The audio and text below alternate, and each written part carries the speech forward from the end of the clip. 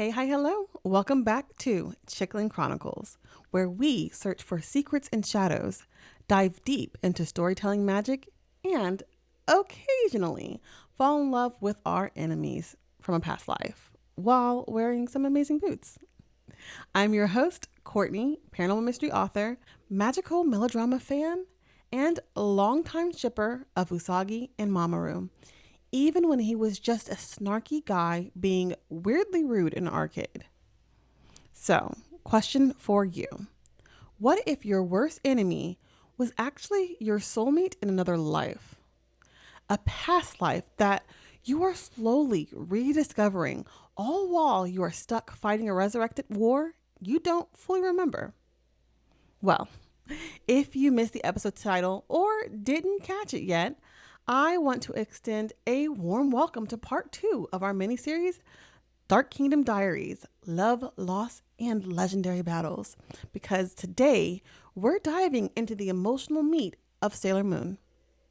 We're touching on romance, reincarnation, forgotten lives, villain redemption arcs, legendary heartbreaks, and as always, I will throw in a few creative gems for all my writers and genre fans out there. And hey, if you haven't already, do a quick Moon Prism power move and tap that follow button. Leave me a review or share this with your magical girl crew. Not because it feeds my ego, well, maybe a little, but because it helps the algorithm know that this podcast deserves to sparkle on other people's timelines. So let's give that SEO the Sailor Starlight treatment, shall we? Also, if you haven't already, don't forget to grab your free worksheet from my website to find out who your inner senshi is. I'll be sure to add the link in the description below. So check it out if you're curious and want a little moonbeam magic for your brain.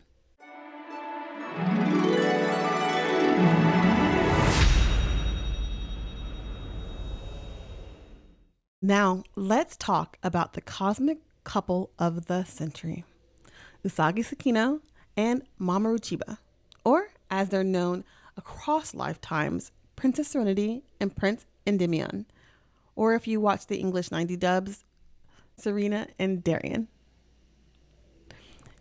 Ultimately,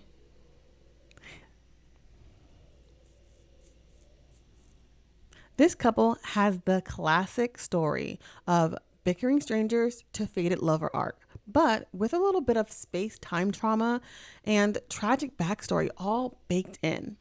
Their relationship is iconic, not just in the Sailor Moon fandom, but across the entire landscape of genre storytelling. In the beginning, we get the classic enemy to lover setup. Usagi thinks Mamoru is rude, arrogant, and obnoxiously smug. He teases her, calls her out, and plays the mysterious older guy card like it's his job.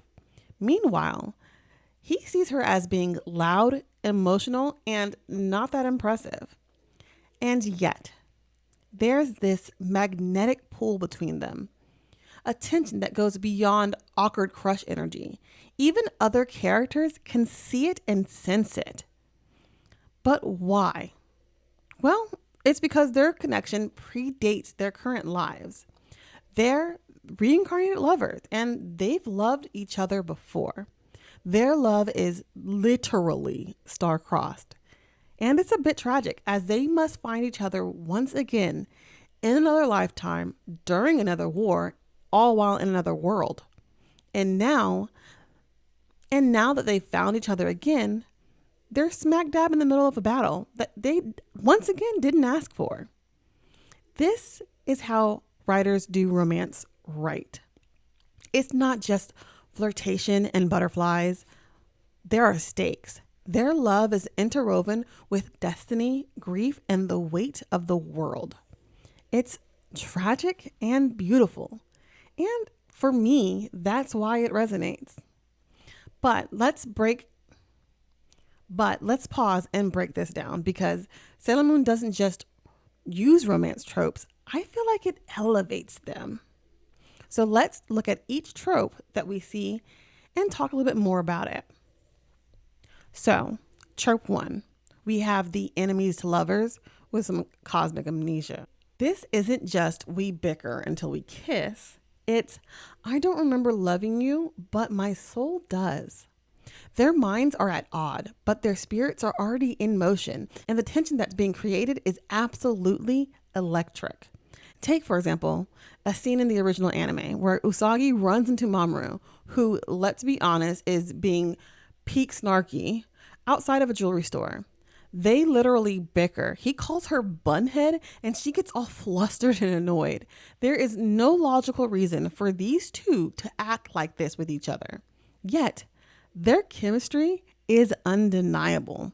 The way that they interact is so charged, even they both think that they're just being petty. And of course, we later find out that these two souls are deeply connected across time, that their hearts are just waking up to something their brains haven't caught up with yet. For writers, this could be a way that we could take the romantic trope and make it hit just a little bit harder. We can layer in that emotional dissonance and let our characters be irritated with each other while their hearts are screaming, "I want to know you." This trope isn't just fun, it's fertile ground for longing and tension, and it provides beautiful reveals. So, next trope is the reincarnated love. This is the idea that two people can find each other again and again across lifetimes, and it hits hard, especially when their previous love story ended in tragedy. And Sailor Moon doesn't just tell us this, it shows us with absolute devastation. Think back to the episode where Usagi regains her memories of being Princess Serenity. She sees her past, the fall of the Moon Kingdom, her mother's sacrifice, the loss of her love, and what could be seen as her own death as she's holding a dying Endymion in her arms. The flashback is gut-wrenching. Suddenly, this silly, sweet love between Usagi and Mamoru becomes cosmic. Their reunion in this life isn't just romantic, it's redemptive. We're not just rooting for them to be together, we're rooting for them to heal what was lost, to rewrite the ending they never got to finish. And as writers, we can consider that we don't need literal reincarnations to use this trope. We can create this same emotional energy with former childhood friends reconnecting, lovers separated by war or trauma, a second chance romance that's haunted by what almost was. The key is the feeling of unfinished love. Let your characters ache for something they can't quite name until they realize they've been here before. The Pool of Destiny. Sailor Moon leans hard into the idea that some people are just meant to find each other. Even when Usagi and Mamoru don't get along, they're drawn together again and again. Their connection defies logic, but not emotion. A perfect example, the Doomtree arc and the Sailor Moon R season. Mamoru has lost his memories. He doesn't remember being Tuxedo Mask. He doesn't remember Usagi, but his body and instincts, they still move toward her. He keeps showing up when she's in danger. And every time he does, it's like his soul remembers something his mind won't let him see. Then, when he does remember her, he immediately pulls away to protect her by staying apart, causing the most heartbreaking breakup in the series. And yet, no matter how much distance they try to create, their bond keeps drawing them back in. Writers can take this to heart. Just because your characters are fated doesn't mean their relationship should be perfect. Fate is just the starting point and not the resolution.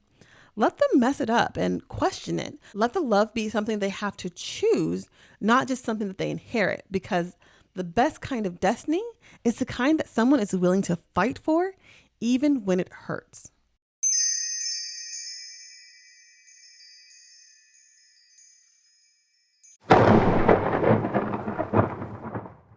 Let's take a quick cosmic detour into the shadows and talk about the real emotional undercurrent of Sailor Moon's first season. The villains. Because if you were expecting flat, cartoonish bad guys with zero backstory and maximum evil laughs, oh no. The Dark Kingdom said, what if we broke your heart just a little? Let's start with the obvious big bad herself, Miss Queen Beryl. Now, at first glance, Beryl checks every box of a typical 90s anime villainess. She's got her big hair, that flowing gorgeous gown, that dramatic eyeliner, and the obsession with dark energy. But the thing that makes her more than a cliche is the origin of her rage. Queen Beryl wasn't born a villain. She was once a human woman, a scholar even, someone who lived on Earth and fell in love with Prince Endymion. Yes, Mamoru's past life self. And when Endymion chose Princess Serenity instead, something in Beryl snapped. That rejection, that heartbreak, and the longing to be chosen, it opened her up for manipulation by an even darker force. This primordial, formless evil that promised her power in exchange for her soul. Suddenly, Beryl becomes more than just the evil queen. She becomes the shadow version of Usagi. Think about it. Both women are in love with Endymion. Both are powerful, emotional, and driven by that love. But the differences are, one chooses forgiveness and growth, while the other clings to bitterness and control. That's what makes Beryl tragic. She's not evil because she lacks love. She's evil because she lost it and couldn't recover. And that is truly haunting. After Queen Beryl, we have the four generals: Jadeite, Nephrite, Zoisite, and Kunzite. In the English dub, they often come off as your standard villain squad. They're a bit snarky, very stylish, and doomed to be vaporized by the end of their run. But in the original manga, and especially in Sailor Moon Crystal, we find out that these guys were so much more. Off on a small tangent, Nephrite did get a little bit of a run in the 90s series where he had that whole bit of a relationship with Usagi's friend, but we won't go too deep in that. But ultimately, these four generals were Endymion's original guardians. They were the Moon Kingdom version of the Inner Senshi. Once upon a time, these men were heroes. They were loyal and strategic. They were bonded in brotherhood. They were friends to the very prince that they ended up fighting. So what happened? Well, it's simple. They were corrupted by that dark power, twisted by Queen Beryl's darkness, and manipulated and turned against their friend and former ally. And so when you think about that backstory, their deaths become tragic. Their arcs get cut far too early, and their legacy becomes a bit underappreciated unless you decide to dig a little deeper. For writers, this is a sign to not really waste your villains. Make them bleed and give them a pass. Give them those broken friendships, and let's dive deeper into that connection, because just think of how much it would have twisted our hearts even more in that 90s dub if we had gotten to see that initial connection between Prince Endymion and the four generals. Let them remember who they used to be and feel hate for themselves for losing that part.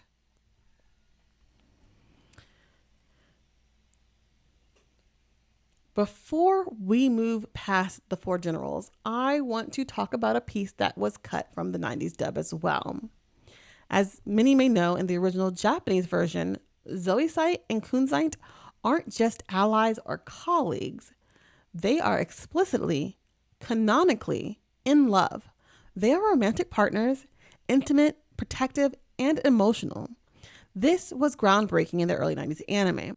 These weren't background characters. These were powerful individuals central to the plot, and their love, especially Zoisite's anguish when Kunzite is harmed, was treated with sincerity and emotional weight.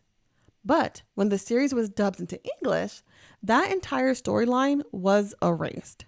Zoisite was changed into a woman because apparently Western censors in the 90s could not handle the idea of a romantic relationship between two male-presenting characters. But we're going to call it what it is. It was erasure. Not just of the representation, but of an important dynamic that added even more depth to the villain side of the show. Zoisite was cruel, yes, but there was also this romantic part to him. He was vain and loyal. He wanted power, but he was But he also wanted Kunzite's approval. He wasn't just evil, he was complex and relatable. So why in the original anime were these villains so different, and what can writers truly learn? Well, here's the bigger picture. Sailor Moon's villains are multidimensional, which was not normal for 90 Kids anime. Most baddies in that era were pure evil for no reason. They were designed to be silly or scary and not really sympathetic. They were defeated relatively quickly and simply forgotten. They rarely allowed any emotional vulnerability, especially with their men. I mean, the perfect example is Rita Repulsa from the Power Rangers. She was just evil for no reason, kind of designed more to be silly, and her bad guy of the days were easily defeated. There was no overarching arc. But in Sailor Moon, we got betrayal, longing, heartbreak, loyalty twisted into tragedy, romantic grief, former heroes who were manipulated into becoming weapons. We got depth. This makes the stakes feel real because when your villain used to be someone's protector, it hurts more when they fail. If you're writing a villain, ask yourself, who were they before the fall? What exactly did they lose? What do they think they're doing right? And who would mourn them? Let your villains have dreams, desires, lovers, and guilt.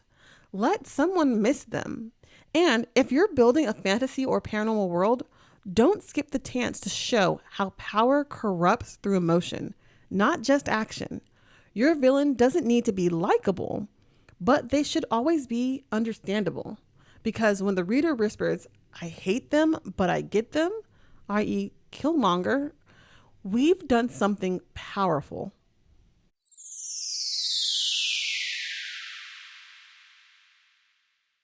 Okay, let's talk about the battles, because Sailor Moon doesn't do fight scenes just for the flash and fireworks. They did shows. These aren't just cool transformation sequences with a monster of the week payoffs. These are emotional, character-defining, life-altering moments. Every legendary battle, it leaves a mark on the character and on us. And listen, my younger self was absolutely wrecked during that final battle with Queen Beryl. And if I'm being honest, my adult self might still tear up. Let's talk about it. The final battle with Queen Beryl, which happened, I believe, in episodes 45 through 46, this was the culmination of season 1, and it's brutal. One by one, the inner Senshi are falling. They give their lives to protect Usagi on her way to that final confrontation. Rei, she's going down swinging. Amy, Makoto, Naoko, they all fall. And the silence that follows, it's devastating. Last one standing is just Usagi, completely alone, with no backup, no guidance. She is in pain and tears, but she keeps going. She approaches that final battle with Beryl with her entire heart. And just when it looks like she can't fight anymore, just when Beryl has nearly overpowered her, those ghostly hands appear. The hands of her fallen friends reaching out to lift her hand up, lending her strength one last time just as that music swells. That moment, it's just magical. It's so deeply human. It's so deeply human and so painful when you just feel it in your gut. And this battle, she's not winning it because she's the strongest. She's winning because she's loved, because she carries her friends in her heart, because even in death, their bond is not breaking. And then there is the post-battle reset that follows. This is the part that really got me, because after all that sacrifice, after the lives they've lost and the tears they shed, everything resets. Everyone comes back to life, but they don't get to remember any of it. They don't know what they've been through together. They're alive, yes, but emotionally, they're disconnected, strangers again. And somewhere deep down, they feel something missing. It's such a powerful moment because for Usagi, for Rei, for Minako, Makoto, Amy, there's something missing. There's pain that they remember. They all seem to carry a weight of loss without really knowing why. And for Luna and Artemis, they have to be the ones who remember and who hold the truth with them. This battle, it sets the tone for every major confrontation that comes after it in the series.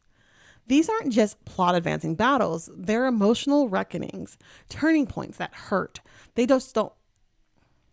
not just there to test magical abilities, they test identity, grief, loyalty, and love. One of the major takeaways here is that battles should not be treated as check-off events. They need to be used as opportunities to transform your characters. Those high-stake moments need to be more than action. They need to be catalysts. They should crack open your character. Think about what your character has to sacrifice, both physically and emotionally, and who are they before the battle, and who will they become after? What relationships will be altered, potentially permanently? Because those are the things that make a battle legendary, not how loud it is, or the fact that it has that third act laser. What we need to know is how quiet the aftermath becomes. Let's look at another battle, the Doomtree arc in season Sailor Moon R, episodes 47. My notes are horrible. It's in Sailor Moon R season. I don't have grid notes on the episode numbers. I apologize. But this is the one where the tone shifts. Mamoru has lost his memories yet again, and the enemies are a pair of alien siblings, Ale and On. Over this season, they've been feeding the Doomtree, an ancient human life force that's slowly aging and draining energy from humans to keep it alive. But underneath this sci-fi setup, this story is all about loneliness, unrequited love, and connection. Now, in this battle, Usagi and Mamoru get stuck in an energy field and are forced to confront each other. They're bickering, trapped, emotional, and vulnerable. Even though Mamoru doesn't really remember his past lives or their loves, you can see the pull between them, like some kind of invisible thread that won't let them stay strangers. And when they fight together in that final battle, even without their memories, even without memory, they sync up perfectly. That connection survives memory loss. It is instinctive, faded, painful, and beautiful. That arc gets a bad rep, but it's emotionally dense. It's a battle not just against the enemy, but against heartbreak, doubt, and that aching feeling of almost remembering someone who meant everything to you. And the last battle we'll talk about is the final battle with Pharaoh 90 in the Sailor Moon S season. Because this one, baby, this is where Sailor Moon shifts from magical girl fun into emotional high fantasy. The world is literally ending. Pharaoh 90 is a cosmic entity from another dimension that's fusing with Earth. Nothing can stop it. Well, except for Sailor of Saturn, Hotaru, who's just awakened into her full power. And her power is death, silence, and rebirth. The only way to stop the big bad in this season is for Sailor Saturn to destroy herself with him. And she does. Hotaru walks willingly into death. A child, a soldier, a sacrifice. And then, when all hope seems lost, Usagi transforms into Super Sailor Moon and risks her own life to bring Hotaru back. Not just as a fighter, but as a baby. A reset and the rebirth. It's not a victory. It's a funeral turned resurrection. The emotional cost is enormous, and it cements the idea that these girls, they're not just fighting, they're enduring. They choose sacrifice over glory, compassion over conquest. So, what's the pattern here? These aren't flashy boss fights. They're emotional crucibles. Each battle shapes the characters physically, emotionally, and spiritually. No one comes out of the fire unchanged. Usagi starts off as a girl who can barely keep her shoes tied and becomes someone who walks in the mouth of darkness without blinking. Mamoru, ever our reluctant hero, finds himself continually drawn to battles that requires less physical power and more emotional risk. The Senshi themselves evolve too, learning how far they're willing to go for love, duty, and each other. In Sailor Moon, the battles is never just a plot beat. It's the heart of the character arc. If you're writing fantasy or paranormal stories or anything with high stakes, let your battles cost something. Let them matter. Okay, now I want to hear from you. Let's do a quick check-in. Which Sailor Moon battle absolutely wrecked you? Was it the heartbreak of the Doom Tree? Maybe it was Hotaru's sacrifice, or the Stars finale, or, the one that's the right answer, the silence after Queen Beryl. Maybe it was something else entirely. Tag me on social or DM me, because let's be honest, some of us were not okay after these episodes, and that's kind of beautiful, right? Because magical girls don't always have to just sparkle. They bleed and grieve, but they fight on for love and justice. So tell me, which battle stayed with you and why? And we can take this one step further, because one of the reasons Sailor Moon holds up decades later is that their characters don't just fight and win, they evolve, grieve, and question everything. They tend to carry the consequences of the battles with them, sometimes silently, sometimes not. They become more than warriors. They become people who have survived something. So let's look at how these battles shaped each of the characters. Every single Sailor Guardian, and let's throw in Mamoru as well as Luna and Artemis, because this will be the first time in the series that I've given them the love that they deserve. We're going to begin with Sailor Mars, Ray. She is fire, ambitious, intuitive, guarded, and so emotionally intense. And from the beginning, she is hard on Usagi. She is challenging her constantly, calling her out when she's doing too much. And she's not afraid to fight, physically or verbally. But underneath that intensity is care. Deep, protective care that she doesn't always know how to show. And yes, Ray dated Mamoru before Usagi. This tended to add a layer between her and Usagi that's easily to miss if you're not watching closely. But even with all that emotional complexity, Ray chooses Usagi time and time again. In the battle with Queen Beryl, she's the last to fall before Usagi reaches the end. Her sacrifice is an act of pure loyalty. The Ray who didn't want to follow Usagi, she dies protecting the girl she once said wasn't strong enough. That is emotional growth through fire. That's what it means to fight not just for justice, but for connection and love. Next we have Amy, Sailor Mercury. She's the quiet type, brilliant and reserved. And at first, her powers, missed analysis, calculation, kind of match her personality. She thinks first always. But as the battles grow harsher, so does her need to rely on instinct and heart and not just logic. She begins to care deeply, quietly, yes, but fiercely. She develops close bonds, especially with Usagi, who she once saw as immature and scattered.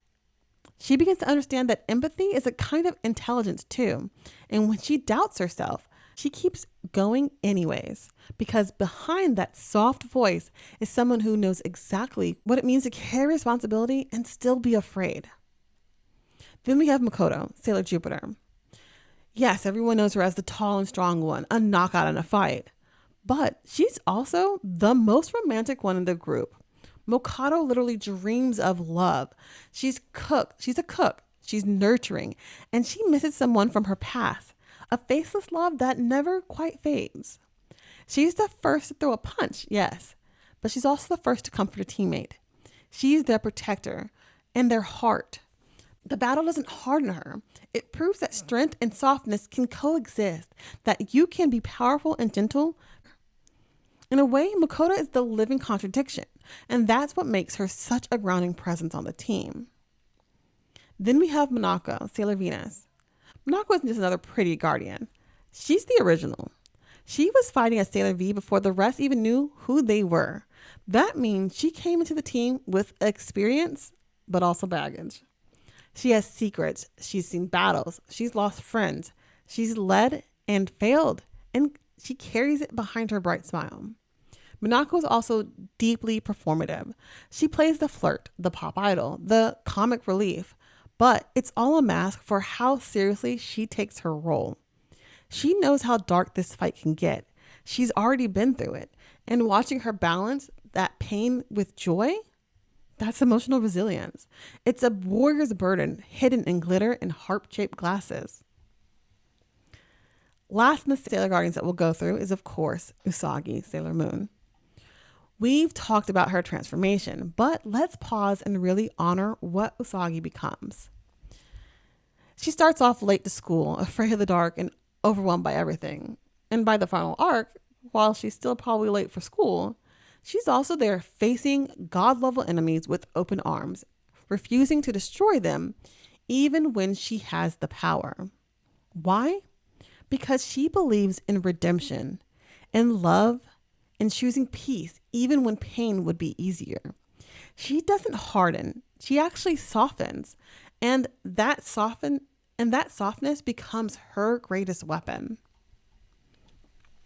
Now let's talk about my Mamoru, because he's way more than just a mysterious rose thrower in a cape. Mamoru's battles are rarely physical. They're more emotional and internal. He's haunted by dreams and visions. He has fragmented memories of a life he doesn't fully understand. And let's be honest, he spends a good chunk being possessed or brainwashed.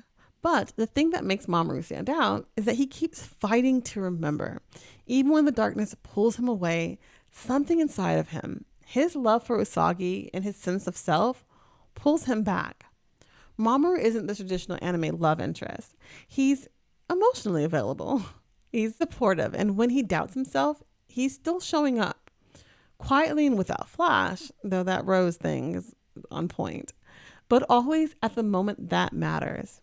His journey isn't about being the strongest, it's about healing, which honestly is its own kind of heroism. Lastly, we're going to touch on the guides everyone needs, Luna and Artemis. Now again, while this is probably the first time I've mentioned them in this miniseries, which I apologize, I shouldn't have waited so long because these two characters are key. They're more than just the magical talking cats. They're mentors, protectors, and sometimes the only voice of reason in the room. Luna is fiercely loyal to Usagi, even when she doubts her. She guides her and scolds her, and she worries because she believes in Usagi before Usagi even believed in herself. And Artemis, he supports Naoko without ever stealing the spotlight. He's thoughtful, strategic, and full of love for this messy team of guardians. Together, they represent the emotional wisdom every magical girl needs. They carry the history of the Moon Kingdom, but they also show that leadership doesn't always come from the front lines. Sometimes it comes from one standing quietly beside you whispering, "You've got this." So consider this your official Luna and Artemis appreciation moment because they are essential and iconic. And they absolutely deserve their own fan fiction anthology. So, what did we really uncover today? Well, that love, the epic, tangled, soul-stitch kind, isn't always gentle. Sometimes it rises from heartbreak. Sometimes it's forged in memory. And sometimes it survives lifetimes of silence just to find its way back. We also learned that battles, regardless of the types, leaves a mark. And those marks become the map of who we are as characters. If this episode made you tear up, or it made you suddenly want to rewatch the Doomtree arc with a notebook in hand, do me a favor and follow or subscribe wherever you're listening. Also, if you can leave a review too, that would be everything to me. If you have time, go ahead and head over to my website, CourtneyHeckling.com, and download your free Inner Senshi worksheet. It's full of thoughtful reflection prompts to help you explore your own creative identity and maybe unlock a few past life truths of your own. And while you're there, go ahead and sign up for my newsletter. That's where I share behind-the-scene updates on my writing life, new podcast content, book news, and extra goodies for our little Moonbeam community. And of course, if you love emotional twists, mysterious shadows, and stories that hurt just right, check out my novel, The Missing Reflection. It drops September 2nd, and it's packed with haunting secrets, faded loves, and just enough danger to keep you up late. All the links are going to be in the show's description. All right, Senshi, until next time, keep creating, stay curious, and remember, some bonds are strong enough to survive the end of the world and find you again. See you in the next chapter. Bye. Thanks for listening to this episode of the Chickling Chronicles. Make sure you like and subscribe on your favorite podcast platform so that you never miss a story or a conversation. See you next time.